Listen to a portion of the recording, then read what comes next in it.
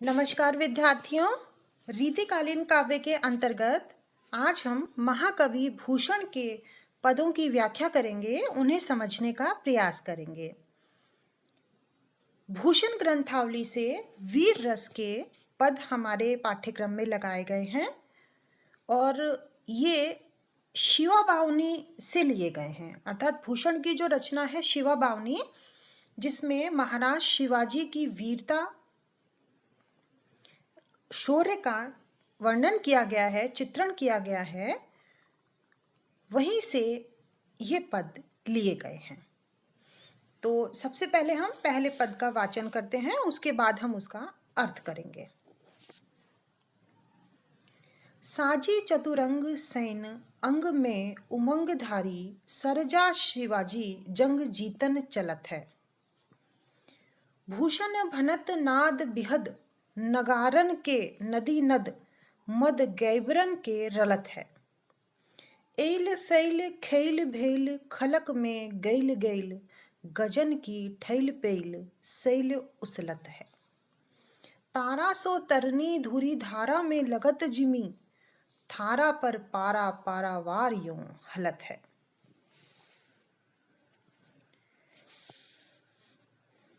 प्रस्तुत अवतरण में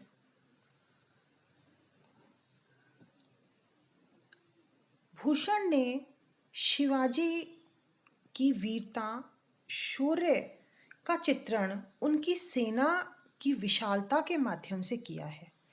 इसमें वो शिवाजी की जो विशाल सेना है, चतुरंगनी सेना है, उसका वर्णन कर रहे हैं। भूषण ग्रंथावली से यह पद लिया गया है। भूषण कहते हैं कि साजी चतुरंग सैन, सैन अर्थात सेना, चतुरंग चतुरंगनी। साजी चतुरंग सैन अंग में उमंग धारी, सरजा शिवाजी जंग जीतन चलत है।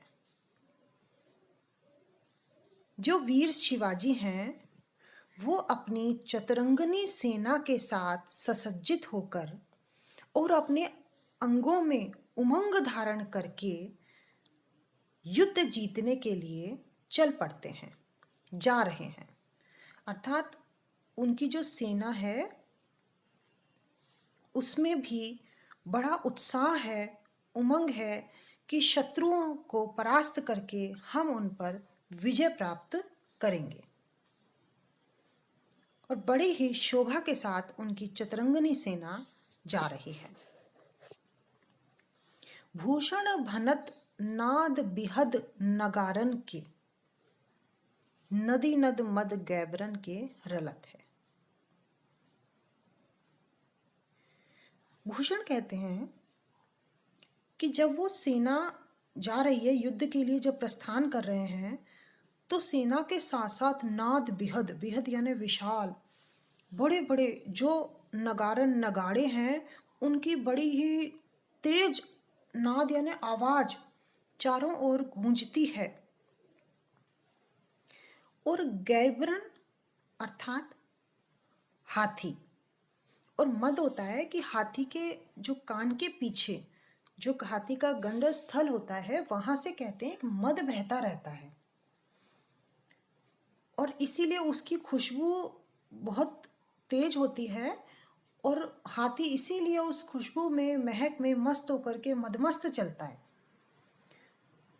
तो प्रस्तुत पंक्ति के माध्यम से भूषण ये कहना चाहते हैं कि शिवाजी की सेना में इतने हाथी हैं कि नदी नद मद गैबरन के रलत है, कि वो जो हाथी हैं उनके जो मद बह रहा है उस मद के कारण बड़े बड़े नदी नालों में उफान आ गया। अर्थात इतना मद बह रहा है, अर्थात इतने हाथी हैं। अतिशोक्ति अलंकार है।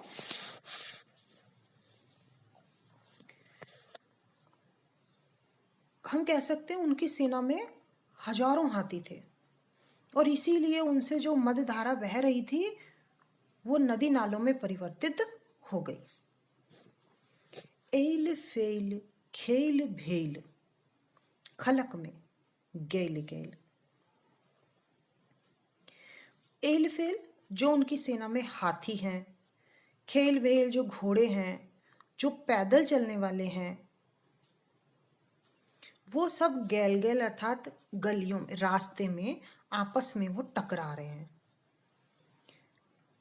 और गजन की ठेल पेल, गजन अर्थात हाथी, और जो हाथी हैं वो भी आपस में ठेल पेल करते हैं। ठेल पेल का मतलब क्या होगा? आपस में वो टकरा रहे हैं, उनमें खलबली मच रही है। तो उससे सैल उछलत है, बड़े बड़े जो पहाड़ हैं वो भी उखड़ रहे हैं। तो उसकी जो सेना में इतने हाथी, घोड़े और पैदल, ये सब इतने ज़्यादा हैं कि आपस में ही टकरा रहे हैं, और इसके कारण जो है बड़े बड़े पहाड़ तक उखड़ रहे हैं। और अब आखिरी पंक्ति इस पद की जो बहुत ही महत्वपूर्ण और बहुत सुंदर लिखी है। तारा सो तरनी, धूरी धारा में लगत जिमी। तरनी अर्थात सूर्य, जो सूर्य है, चतुरंगिनी सेना के चलने से चारों ओर धूल छा गई, और पूरी धूल चारों ओर छाने के कारण जो सूरज है वो तारे के समान दिखाई दे रहा है, छोटा सा दिखाई दे रहा है, बस तारे के समान। या फिर थारा पर पारा पारावार यों हलत है, या फिर ऐसा लग रहा है, पारावार अर्थात समुद्र, ऐसा लगता है जैसे समुद्र रूपी थाली पर पारा हिल रहा हो।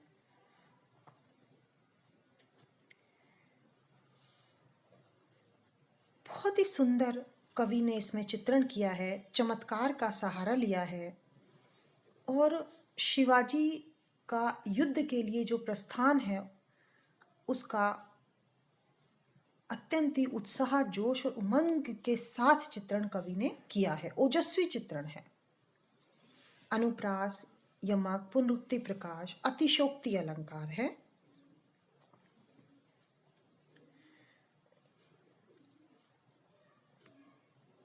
और कवित्त रस, कवित्त छंद का इसमें प्रयोग किया गया है।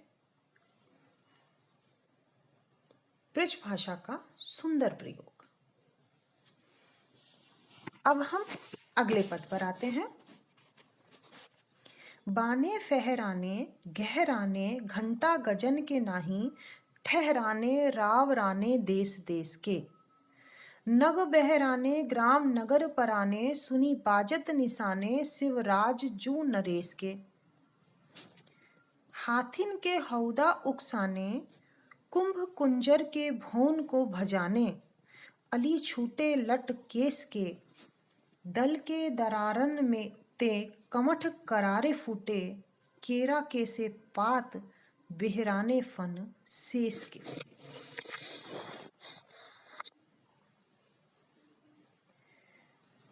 प्रस्तुत पद्यांश में शिवाजी की वीरता, उमंग, जोश, शौर्य का चित्रण किया गया है। किस प्रकार उनकी चतुरंगिनी सेना युद्ध के लिए रवाना हुई है, उसकी सज्जा, उसके उत्साह और जोश को बड़े ही उत्साह के साथ और वीर रस के साथ कवि प्रस्तुत कर रहा है।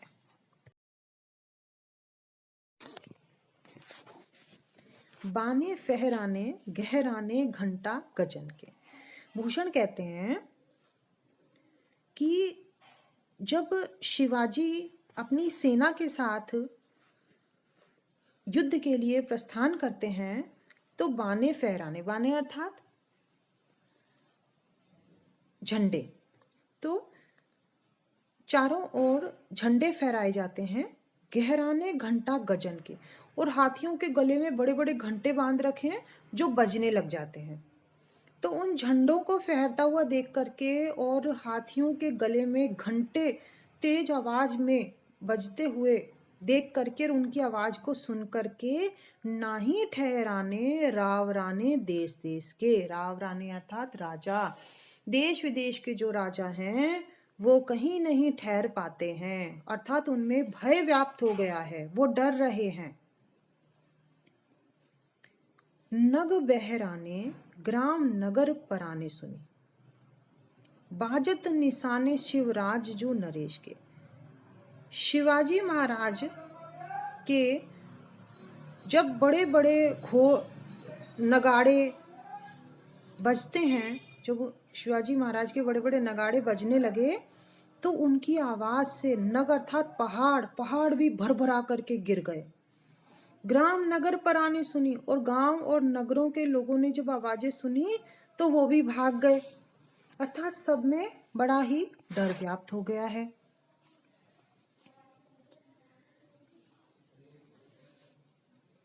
तो केवल राजा ही नहीं डर रहे, सामान्य जनता भी डर रही है, और सजीव के साथ साथ निर्जीव पर भी उनका प्रभाव पड़ रहा है। हाथिन के हौदा उकसाने कुंभ कुंजर के, उनकी जो हस्ती सेना है, उन हाथियों की सेना में जो हाथी हैं उनके ऊपर जो होदे बने हुए हैं, हाथियों पर जो बैठने का स्थान होता है, होदे बने हुए हैं, उन होदों में वीरों को बिठा रखा है। वो सभी जो वीर हैं, कुंभ अर्थात मस्तक, कुंजर अर्थात हाथी, वो उन होदों में बैठे हुए हाथियों के मस्तक पर अंकुश लगाते रहते हैं, अर्थात उन्हें आगे चलने के लिए प्रेरित करते रहते हैं। और जब उनको आगे चलने के लिए प्रेरित करते हैं तो हाथी जो है बड़े ही चिंघाड़ते हुए आगे बढ़ते हैं, और उन हाथियों की चिंघाड़ को सुन करके भून को भजाने अली छूटे लट केस के, जो रसिक व्यक्ति हैं, जो सुंदरियों के केश जाल में उनकी लटों में फंसे हुए हैं, वो भी भवन अर्थात भवन से निकल करके भाग जाते हैं, अर्थात वो भी डर जाते हैं।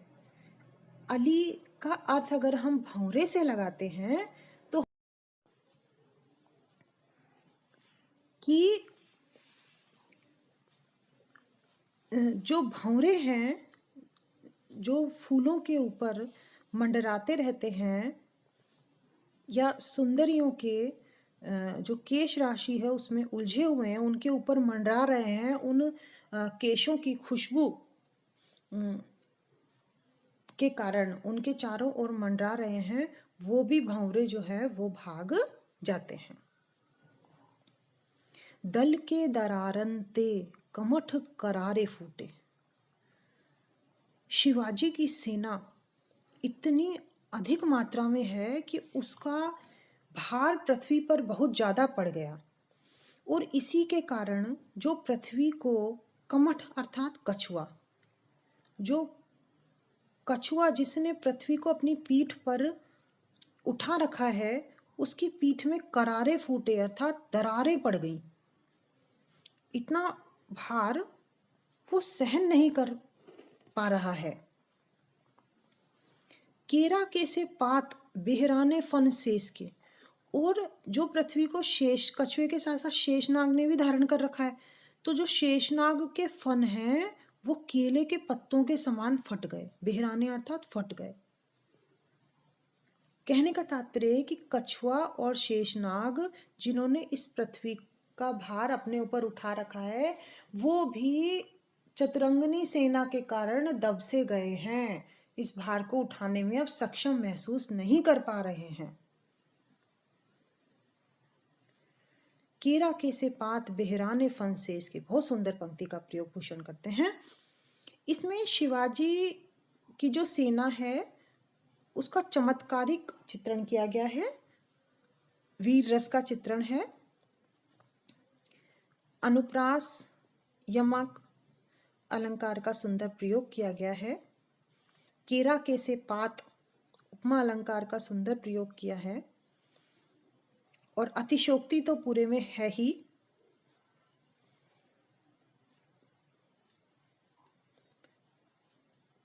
कवित्व छंद का प्रयोग है, ब्रज भाषा का सुंदर प्रयोग,